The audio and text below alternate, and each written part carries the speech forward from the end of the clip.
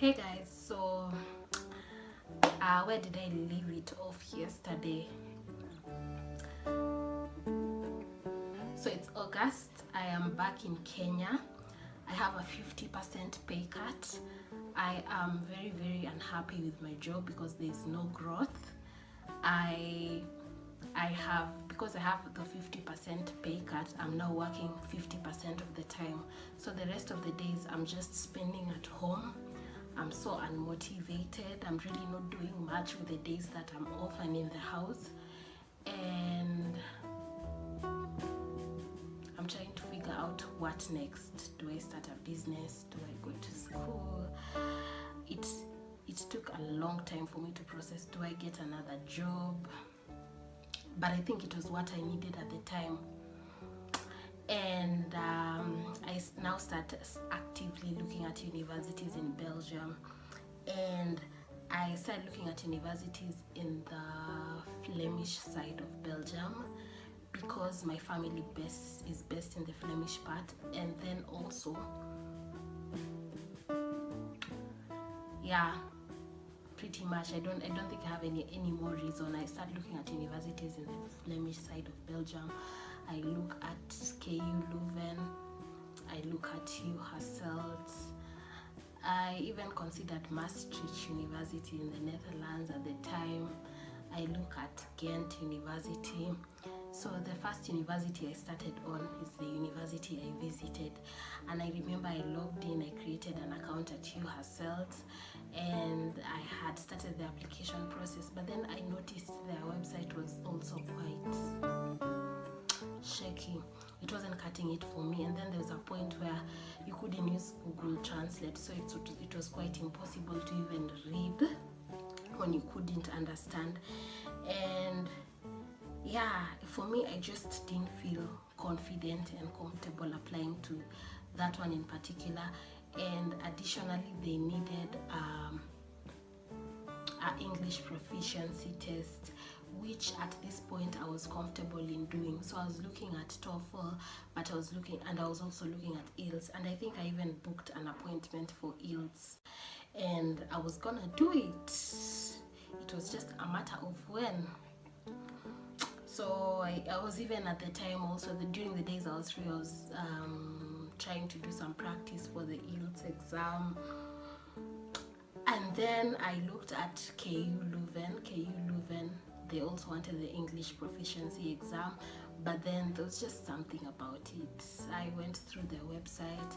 They didn't have the course I wanted particularly, nothing that I was really keen on at the time. So I guess I fell off that bandwagon. And then also they needed you to pay some money before you are admitted, like to pay an application fee at the point of application. So for me, it was just that it just seemed so far-fetched for me, so I left it at that. And then I went to the website for Ghent University, and honestly, I fell in love. It was the only website I had interacted with that was very accommodating for English speakers. They had very many courses, and my course also was one of those. And I just watched the videos, I looked through their social media pages, I looked through the students who have been there before, their testimonials. I went on YouTube, tried to look for people who had studied there, did a lot of research. And it's actually quite funny, but there's not a lot of content on studying in Belgium. I think I only saw like 2-3 videos, and I think there were only 2 videos for people had made who are coming to study from international students, that is from Africa, because I wanted people who I could relate with. So there wasn't a lot of content, but for me, when I got to the Ghent University website, I felt confident, I felt comfortable. The only thing about Ghent was that it was gonna be far from where my family stays, because my aunt stays in East Flanders, and if I'm not wrong, Ghent is in West Flanders, and it's quite a distance. So I knew right then and there that I will need to get a place there, which is fine because I could get a student job and be able to support or help out my mom in paying the fees and stuff. So I decided to move on with Ghent University, created an account and started the application process. So what was required basically was you fill in an application, an online application, and you basically need to have all your documents scanned, your certificates, your transcripts, and you also need to have how many, I think 3 recommendation letters, one from maybe your university, and the person who can do it for you is either the person who smeared for you your project or your mentor in the university. Then you can, I think 2 university ones, and then maybe another one from work. So I got one from work and then 2 from the university. One was from the club that I was in school, and the other I had to go to university, and I initially had wanted my mentor to do it for me, but she wasn't available, so my supervisor, undergrad supervisor, had to do it for me. But the thing is also it has to be confidential, so she wrote the letter. I did get to see it, at least for the club letter. I was able to see it before he sealed it because it's a young person and it's someone I worked with closely, so they were comfortable enough to trust me to show me what they are written, and they did a very, very nice letter for me. And for the mentor, my supervisor is a very, very senior lecturer, and she was strict when it comes to following instruction. Like, she was very, very particular. So she did the letter for me, fingers crossed that she wrote some good things, and I came up with a few other documents, like a certificate of good conduct, and then your certificates also have to be verified by the Ministry of Education and then the Ministry of Foreign Affairs, so that they can be used outside of Kenya. So for the Ministry of Education, you can either pay, especially for I didn't use my high school one because I needed to pay, I think, NEC to verify 2,400, and I was running out of time, so I didn't do the NEC thingy, but I used my undergrad certificate. So I went to the university I studied, they had them certified for me. Then I went to the Ministry of Education. It was free, by the way.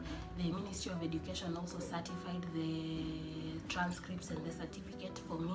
And then I went to the Ministry of Foreign Affairs, which you pay, I think, 100 per document that you need certified, and you drop, and then after a few days you get a cover letter and some stamps on the document, so now you can use the document outside of Kenya. So I did that, and I also did the same with my certificate of good conduct.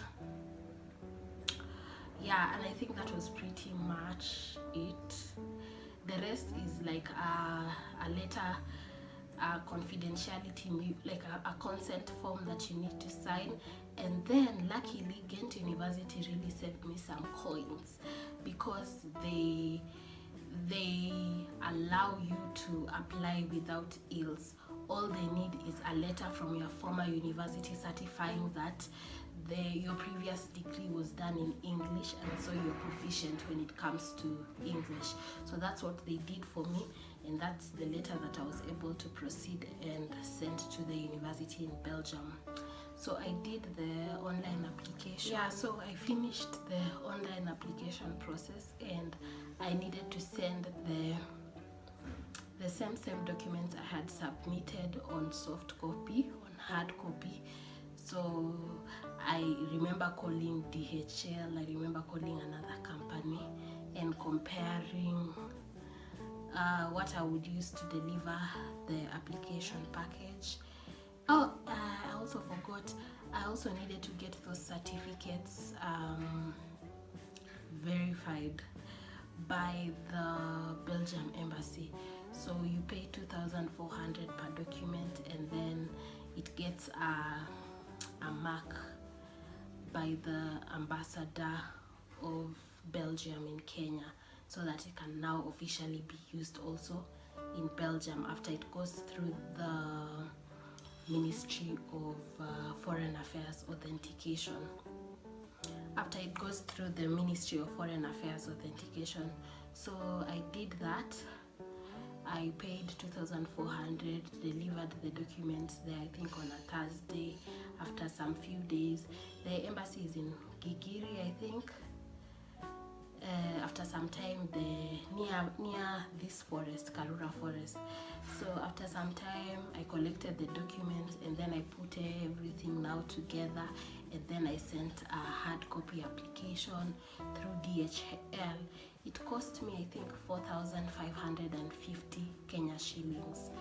And also, you must also note that running around the entire process, trying to get things certified, trying to pay for this, it also costs quite a bit of money. So if you're applying for a university abroad, you also need to have saved some money just for all these little things that you need to, because you need fare to go to your old university, maybe old high school, maybe old whatever, to get all this paperwork certified and stuff. And also printing and photocopying and scanning, it also takes quite some coins, so you need to be prepared for that as well. So I sent my application to Belgium. Thankfully, when you're using DHL, you can be able to